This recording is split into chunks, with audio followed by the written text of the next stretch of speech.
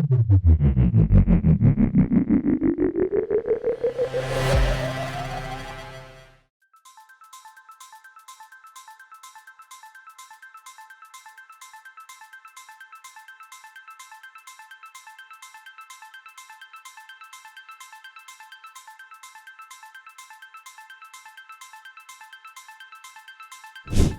sahabat Kilas Otomotif, balik lagi sama Claudia, masih di video tema Agya. Nah, kali ini Claudia akan mencoba atau test drive Agya, all new Agya yang tipe G. Nah, nanti seperti apa perbedaannya dengan yang tipe GR.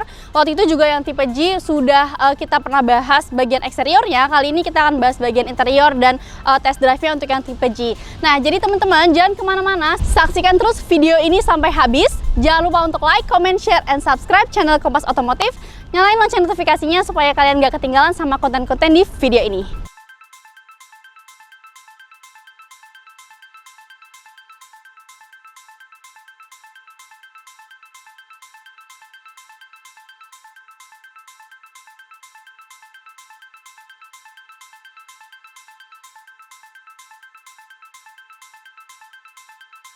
Nah teman-teman sahabat Kompas Otomotif, ini adalah interior dari Agya yang tipe G.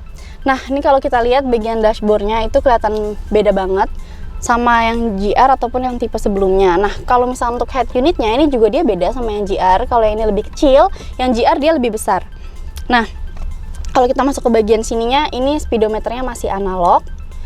Terus juga di sini ada pedal shift bagian sini. Nah untuk setirnya dia masih tilt, nggak teleskopik.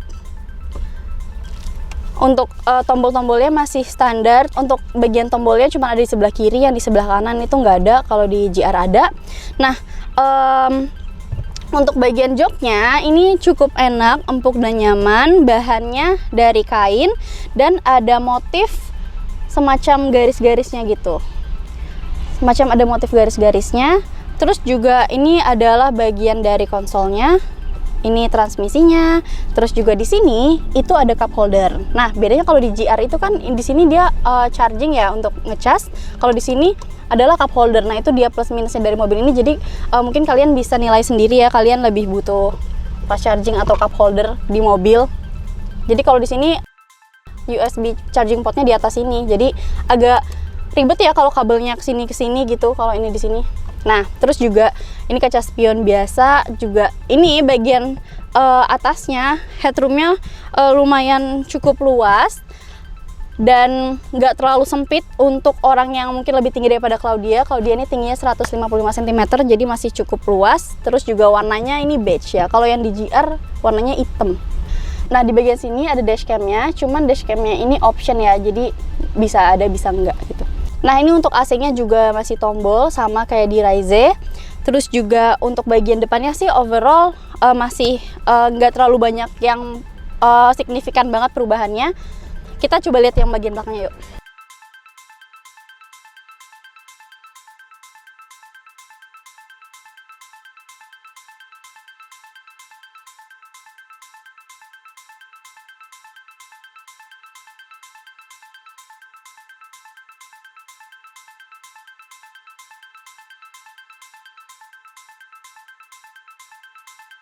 Nah ini dia bagian belakangnya, cukup.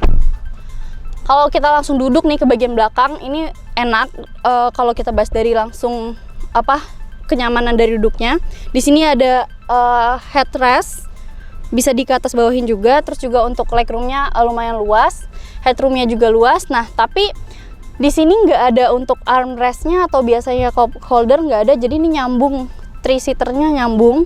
Terus juga kayaknya ini nggak bisa di adjust deh bangkunya. Nanti coba kita lihat dari bagian belakangnya.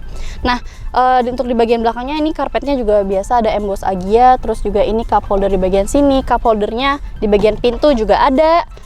Oke, untuk overall keseluruhan bagian belakang nih ini masih sama dengan yang GR, cuman bedanya mungkin dari segi warna joknya. Kalau yang ini dia ada motif-motifnya, kalau yang GR polos hitam aja gitu. Nah coba kita lihat ke bagian bagasi.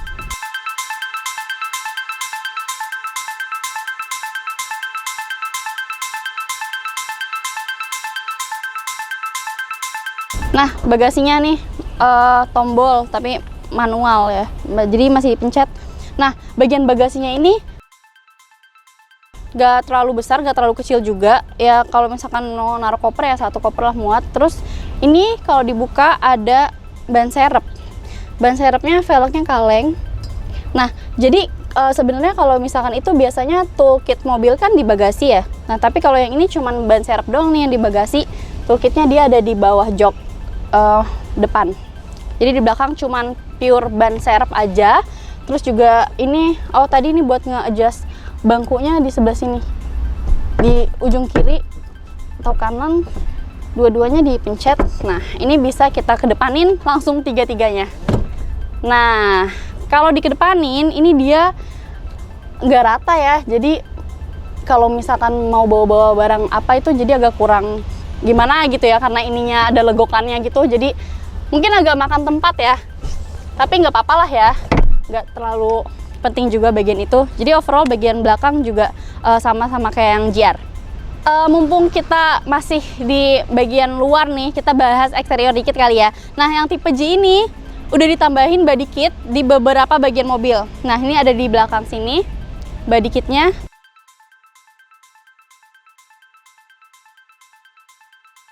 Terus juga di samping sini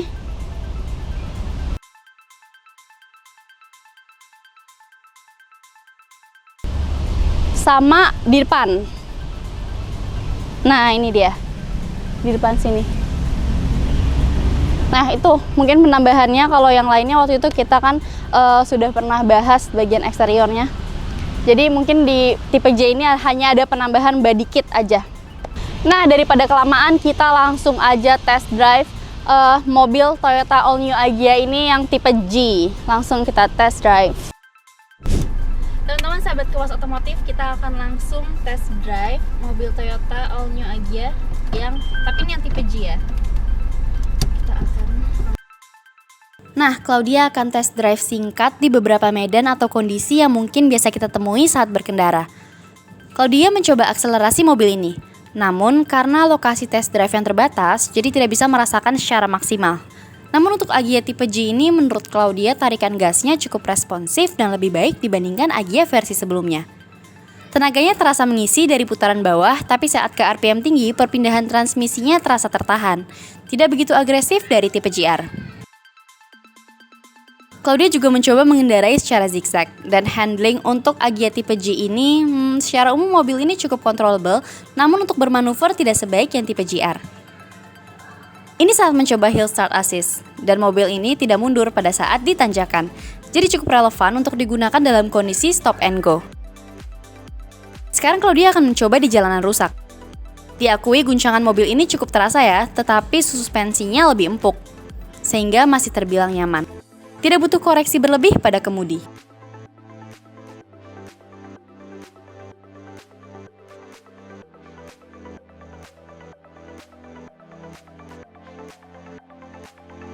Nah teman-teman, tadi Claudia udah test drive Toyota All New Agya yang tipe G ini. Walaupun nggak panjang, tapi Claudia tadi udah nyobain ke beberapa lintangan kayak semacam zigzag atau jalanan rusak di air. Nah, mobil ini udah cukup oke dari handlingnya segala macem. Cuman kalau untuk dibandingkan yang GR, Claudia lebih suka yang GR karena mungkin dia ada penambahan tuning yang membuat mobil itu jadi lebih enak untuk dipakai.